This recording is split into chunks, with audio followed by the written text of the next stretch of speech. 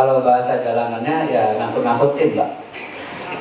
Jadi waktu itu kita dengan bangga punya 1000 kilo, mau nambah lagi kan. Terus saya bilang, masa depan transportasi ini ada di mana sih?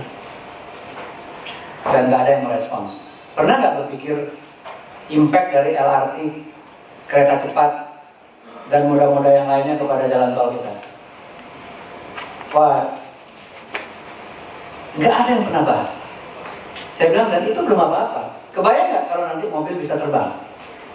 Dan sudah dijual sekarang, walaupun masih mahal. Kebayang nggak kalau mobil yang bisa terbang itu jualnya seharga Avanza? Siapa yang lewat tol? Masih ngeyel dong. Logistik, truk masih lewat tol. Kebayang nggak kalau logistik nanti pakai drone? Dan sudah ada sekarang. Lalu jalan tol nanti jadi apa? Lapangan futsal terpanjang di dunia. Nah, namanya create sense of urgency. Kalau bahasa akademiknya create, kalau bahasa jalannya dia nakut-nakutin. Tugas saya nakut-nakutin tiap hari, Pak.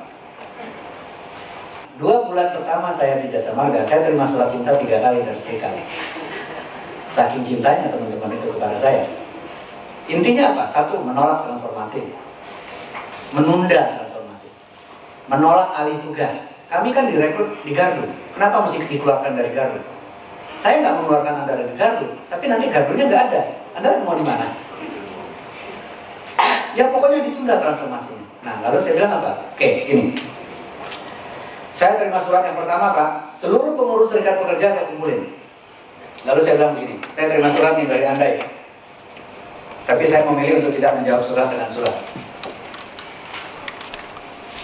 Saya memilih berdialog. Dan sebelum kita berdialog, ini maaf kalau ada teman-teman dari PT Pos di sini, saya bilang dulu ada perusahaan besar kerjanya ngantar-ngantar surat. Ada ribuan pekerja namanya Pak Pos, dikasih sepeda, dikasih kafling. Cinere, Depok. Kira-kira apa yang akan menjadi saran Anda kepada manajemen Pos kalau Pak Posnya bilang, kami nggak mau alih tugas, kami tetap mau ngantar surat dan wilayah saya Cinere. Bro, surat nggak ada, adanya WA group. Lo mau ngantar apa? Ya udah, kita nggak usah ngomongin PT Pos, kita ngomongin Jasa Marga. Ada 5.000 teman saya di Gardu. Nama jobnya pool tol. Ada yang bisa kasih tahu saya kenapa namanya pool tol? Pengumpul tol.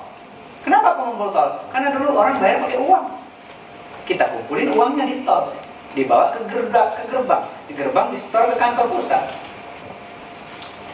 Sekarang uangnya nggak ada, customer nge-tap sendiri.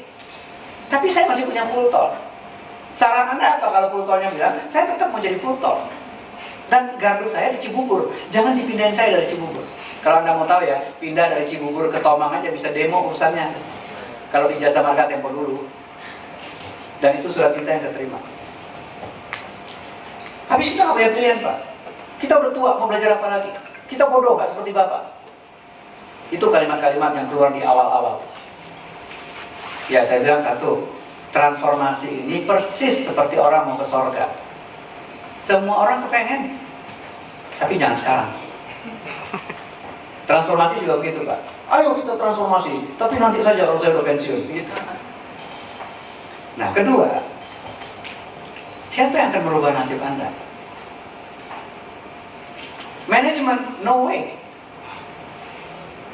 Omong kosong kalau ada manajemen yang PHP, saya bisa merubah nasibmu, nanti kamu akan saya jadikan ini, walaupun kamu nggak belajar dan nggak maju-maju. Nggak ada. Jangankan manajemen, Tuhan aja bilang tidak akan merubah nasib suatu kaum jika. Nah, sekarang saya kasih cerita horor. Ada nenek-nenek di daerah yang sering banjir. Kalau udah pernah dengar ceritanya, nenek-nenek itu udah tahu itu daerah banjir, langganan tiap tahun. Dan orang mengungsi. Neneknya berdoa, sholat berdoa, ya Tuhan surutkanlah air banjir ini. Tim SAR datang, nek semua orang udah ngungsi. Neneknya bilang, kalau itu gue mesti doa lebih kencang. Dia naiklah ke tempat tidur karena air mulai naik. Tim SAR datang ketiga kalinya. Neneknya bilang, gue gak mau ngungsi, gue berdoa karena percaya Tuhan akan mengabulkan doa. Itu janji Tuhan. Singkat cerita, semua orang mengungsi, neneknya akhirnya meninggal di tangan banjir. Begitu nyampe di dunia sana, komplain ke malaikat langsung. Malaikat, Tuhan ingkar janji. Katanya berdoalah kepadaku, nih saya akan kukabulkan. Malaikat ketawa, nenek. Udah 4 kali Tuhan kirim tim SAR ke sana. Tapi nenek gak dengerin. Nah, jangan sampai nih, udah 4 kali nih direksi jasa marga ganti. Saya dikirim ke sini, ngingetin Anda keluar dari gardu karena gardunya mau hilang. Dan kalau Anda bilang, saya sudah tua, berapa umurmu? 48 tahun Pak, mau belajar apa lagi? Gua gocap. Casingnya aja 28. Dan segala macam. Pak, otak saya beku. Siapa yang bilang otakmu beku? Siapa yang bilang otak kamu tidak lebih encer dari otak saya? Pernah dites nggak? Dan kamu tahu nggak yang bikin otakmu siapa? Maha Pencipta. Mungkin nggak Maha Pencipta bikin otak KW? Ayo, mungkin nggak? Itu moment of truth-nya, Pak. Jadi sejak itu serikat merasa, ini bukan buat saya ini cuma ditugasin, besok pagi bisa diberhentiin. Saya kerja di tempat lain, so what?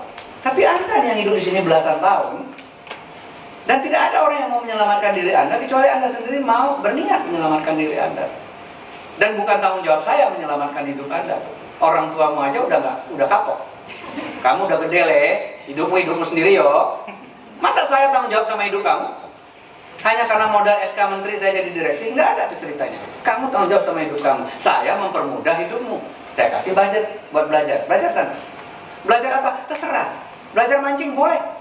Siapa tahu kamu jago mancing, kamu buka restoran ikan bakar di rest area. Siapa yang mentakdirkan kamu jadi pultol? Nggak ada. Jadi kita yang melabel diri kita sendiri. Nah, tugas saya membebaskan cara berpikir itu, Pak. Jadi memang nggak mudah, tetapi alhamdulillah sekarang serikat pekerja kami, ketuanya itu sering manggung di mana-mana, diundang untuk sharing bagaimana berkolaborasi dengan manajemen ya untuk mendukung transformasi dan lain-lain. Dan saya yakin, ya mudah-mudahan BUMN lain juga percayalah, bahan bakunya bagus-bagus, apalagi BUMN. Ya, orang yang bisa masuk BUMN di zaman itu hanya orang yang IP-nya di atas 3, Pak.